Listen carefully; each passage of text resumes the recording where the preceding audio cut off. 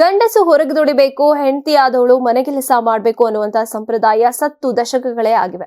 ಪಾತ್ರೆ, ಬಟ್ಟೆ ತೊಳೆಯೋದು, ಕಸ ಗುಡಿಸೋದು, ಇಂಥ ಕೆಲಸಗಳನ್ನ ಮಾಡೋದು ಹೆಂಗಸಿನ ಕೆಲಸ. ಗಂಡಸಾದವನು ಇಂಥ ಕೆಲಸ ಮಾಡಿದ್ರೆ ಅವನ ಘನತೆಗೆ ಕುತ್ತು ಅನ್ನುವಂತ ಭಾವ ಪೂರ್ವಜರ ಕಾಲದಲ್ಲಿ ಇತ್ತು. ಕಳೆದ 50 ವರ್ಷಗಳಲ್ಲಿ ಇಂಥ ನೀಚ ಆಲೋಚನೆಗಳು ಮರೆಯಾಗ್ತಾ ಬಂದಿವೆ. ಆದ್ರೆ ಅವು ಇನ್ನೂ ಕೂಡ ಪೂರ್ಣವಾಗಿ ಮರೆಯಾಗಿಲ್ಲ ಅನ್ನೋದಕ್ಕೆ ಬಿಗ್ ಬಾಸ್ ನ ಭಾನುವಾರದ ಎಪಿಸೋಡ್ ನಲ್ಲಿ ಜೀವಂತ ಸಾಕ್ಷಿ ದೊರಕಿದೆ.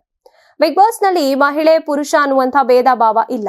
ಅದರಲ್ಲೂ ಮನೆ ಕೆಲಸದ ವಿಷಯದಲ್ಲಿ ಎಲ್ಲರೂ ಸಮಾನರು. ಅಡುಗೆ ಮನೆ ಕೆಲಸ, ಸ್ವಚ್ಛತೆ ಕೆಲಸಗಳನ್ನ ಪುರುಷ ಮಹಿಳೆ ಅನ್ನೋ ಭೇದ ಇಲ್ಲದೆ ಮಾಡ್ಲೇಬೇಕು. ಆದ್ರೆ ಈ ಬಾರಿ ಸ್ಪರ್ಧಿಯಾಗಿ ಬಂದಿರುವಂತಹ ಗಾಯಕ ಮಾಳು ನಿಪುಣಾಳ ಅವರು ಮನೆಗೆಲಸ ಮಾಡೋ ಗಂಡಸು ಹೆಂಡತಿಯ ಗುಲಾಮ ಅಂತ ಯಾವುದೋ ಒಂದು ಸಂದರ್ಭದಲ್ಲಿ ಸಹಸ್ಪರ್ಧಿ ಜೊತೆಗೆ ಹೇಳಿದ್ರು.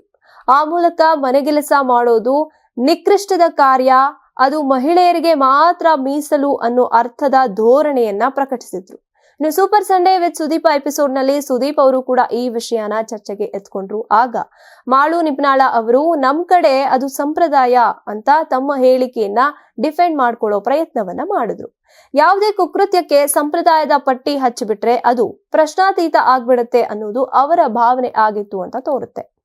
ಅಲ್ಲದೆ ಇದ್ದ ಸಹಸ್ಪರ್ಧಿ ಮಲ್ಲಮ್ಮ ಸಹ ಇದನ್ನೇ ಹೇಳಿದ್ರು. ನಮ್ಮಲ್ಲಿ ವರ್ಷಗಳಿಂದಲೂ ಇದೇ ನಡ್ಕೊಂಡ್ ಬಂದಿದೆ ಅಂತ ಅವ್ರು ಹೇಳಿದ್ರು. ಆದ್ರೆ ಸುದೀಪ್ ಇಬ್ಬರ ಮಾತನ್ನ ನಯವಾಗಿಯೇ ಖಂಡಿಸಿ ಬದಲಾವಣೆ ಆಗಿಲ್ಲ ಅಂತಲೇ ಅನ್ಕೊಳ್ಳೋಣ, ನಿಮ್ಮಲ್ಲಿ ಅದು ಸಂಪ್ರದಾಯ ಅಂತ ಅನ್ಕೊಳ್ಳೋಣ, ಆದ್ರೆ ಕೆಟ್ಟ ಸಂಪ್ರದಾಯ ಒಂದನ್ನ ಬದಲಾಯಿಸೋದು ನಿಮ್ಮ ಕರ್ತವ್ಯ ಅಲ್ವಾ ಅಂತ ಪ್ರಶ್ನೆ ಮಾಡಿದ್ರು.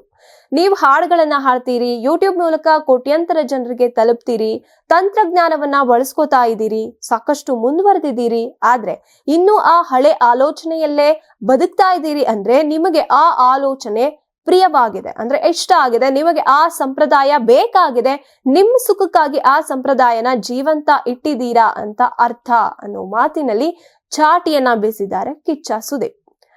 ನೀವು ಅಷ್ಟೊಂದು ಸಂಪ್ರದಾಯವಾದಿ, ಆಧುನಿಕತೆಯ ವಿರೋಧಿ ಅನ್ನೋದು ನಿಜವೇ ಆಗಿದ್ರೆ ನೀವು ನಿಮ್ಮ ಹಳ್ಳಿಗೆ ಕರೆಂಟ್ ಬಂದಿದ್ದನ್ನು ವಿರೋಧಿಸ್ಬೇಕಾಗಿತ್ತು, ನಿಮ್ಮ ಊರಿಗೆ ಬಸ್ ಬಂದಿದ್ದನ್ನು ಕೂಡ ವಿರೋಧಿಸ್ಬೇಕಾಗಿತ್ತು, ಹಳ್ಳಿ ಜನ ಪೇಟೆಗೆ ಬರೋದನ್ನು ಕೂಡ ವಿರೋಧಿಸ್ಬೇಕಾಗಿತ್ತು. ನಿಮಗೆ ಅನುಕೂಲ ಆಗೋ ಎಲ್ಲಾ ಬದಲಾವಣೆ ಬೇಕು, ಆದ್ರೆ ಮಹಿಳೆಗೆ ಅನುಕೂಲ ಆಗೋ ಬದಲಾವಣೆ ಬೇಡ, ಅಥವಾ ನಿಮ್ಮ ಅಹಂಗೆ ತೊಂದರೆ ಆಗುವಂತ ಬದಲಾವಣೆ ಬೇಡ ಅಲ್ವಾ?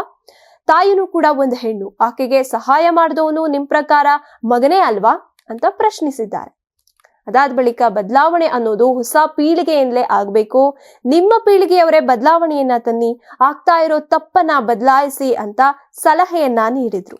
ಸುದೀಪ್ ಅವರ ಮಾತಿಗೆ ಹೌದು ಅಂತ ತಲೆ ಆಡಿಸಿದ್ರು ಮಾಳು. ಇನ್ನು ಮನೆ ಮಂದಿ ಚಪ್ಪಾಳೆ ತಟ್ಟಿ ಸುದೀಪ್ ಅವರ ಅಭಿಪ್ರಾಯವನ್ನ ಸ್ವಾಗತಿಸಿದ್ರು. ಕಿಚ್ಚನ ಮಾತು ಅದೆಷ್ಟು ಸತ್ಯ ಅಲ್ವಾ?